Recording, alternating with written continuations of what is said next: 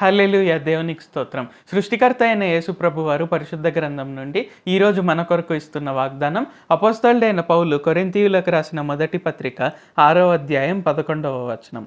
యేసుక్రీస్తు నామమునను మన దేవుని ఆత్మయందును మీరు కడుగబడి పరిశుద్ధపరచబడిన వారై నీతిమంతులుగా తీర్చబడితిరి. సో ఈరోజు వాగ్దానం కనుక చూసుకున్నట్లయితే ఏంటి, మనం యేసు ప్రభు వారి నామంన మనం అందరం కడుగబడి పరిశుద్ధపరచబడిన వారై మనము నీతిమంతులుగా తీర్చబడ్డాము. అంటే ఇక్కడ ఏంటి, మనం ఎప్పుడైతే యేసు ప్రభు వారిని మన పూర్ణ హృదయంతో అంగీకరిస్తాము, అంటే ఆయన నా కొరకై సిలువ పైన మరణించారు, ఆయన 3వ రోజున తిరిగి లేచారు, ఆయనే సృష్టికర్త, ఆయనే నా రక్షకుడు అని మనం ఎప్పుడైతే మన హృదయపూర్తిగా మనం అంగీకరిస్తామో ఆయన కృప వలన ఇక్కడ ఏంటంటే మనము నీతిమంతులుగా తీర్చబడతాము. అంటే ఇక్కడ ఏంటి, మనం ఆయన పరిశుద్ధాత్మ ద్వారా ముద్రింపబడి, సో ఎప్పటి నుంచి అయితే ఆయననే మార్గంగా సత్యంగా జీవంగా భావిస్తూ ఆయన ద్వారానే నేను పరలోకానికి వెళ్తాను అని మనం ఎప్పటి నుంచి అయితే నమ్ముతూ ఉంటామో అప్పటి నుంచి ఇక్కడ ఏంటంటే ఆయన పరిశుద్ధాత్మను ఆయన మనలో ముద్రిస్తారు, నిరంతరము ముద్రిస్తారు. సో ఆయన పరిశుద్ధాత్మ మనలో నివసిస్తున్నారు కాబట్టి ఇక్కడ ఏంటంటే మనం నీతిమంతులుగా తీర్చబడ్డాము. సో నీతిమంతులుగా మనం తీర్చబడతాము. అండ్ ఇక్కడ ఏంటంటే మనం పరిశుద్ధపరచబడిన వారమై ఉంటాము. అంటే ఏ పాపము మన పైన ప్రభుత్వం చేయలేదు, ఏ శాపము మన పైన ప్రభుత్వం చేయలేదు. సో ఇక్కడ మెయిన్ ఏంటంటే మనకు నీతి కానీ పరిశుద్ధత కానీ రావాలంటే ముఖ్యమైనది ఏంటంటే మనం యేసు ప్రభు వారిని నమ్మాలి.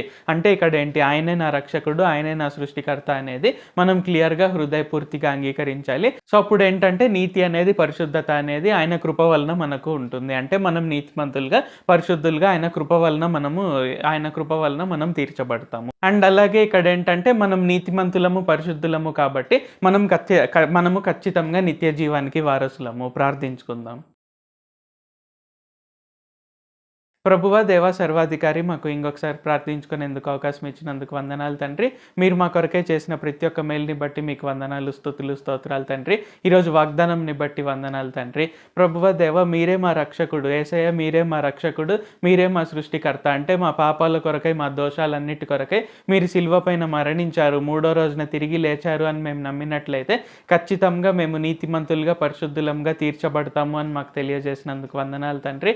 కావున ఈ వాక్యం ఎవరైతే వింటున్నారో, ఈ ప్రార్థనలు ఎవరైతే పాల్గొంటున్నారో వారందరూ కూడా మిమ్మల్ని హృదయపూర్తిగా అంగీకరించుటకు, యేసయ్య ప్రభువా మీరే మా రక్షకుడు, మీరే మా సృష్టికర్త అని వారు పూర్ణ హృదయంతో అంగీకరించి మీరు మీ కృప ద్వారా వారికి ఉచితంగా ఇస్తున్న నీతిని పరిశుద్ధతను వారు విశ్వాసం ద్వారా పొందుకొనుటకు సహాయం చేయండి. అలాగే నిత్య జీవానికి అర్హులవుటకు సహాయం చేయండి. అలాగే వారు పరిశుద్ధాత్మతో ముద్రింపబడతారు కాబట్టి మీరు వారిలో ముద్రించిన పరిశుద్ధాత్మ ద్వారా వారు నిరంతరము మీతో మాట్లాడుటకు, మీ నుండి గొప్ప విషయాలు, గొప్ప మర్మాలు తెలుసుకొని ఇంకా అభివృద్ధి చెందుటకు సహాయం చేయండి. నజరేయుడైన సర్వశక్తిగల యేసుక్రీస్తు నామంలో ప్రార్థిస్తున్నాం తండ్రి. ఆమేన్. Thank you Jesus. దేవుడు మిమ్మల్ని ఆశీర్వదించును గాక.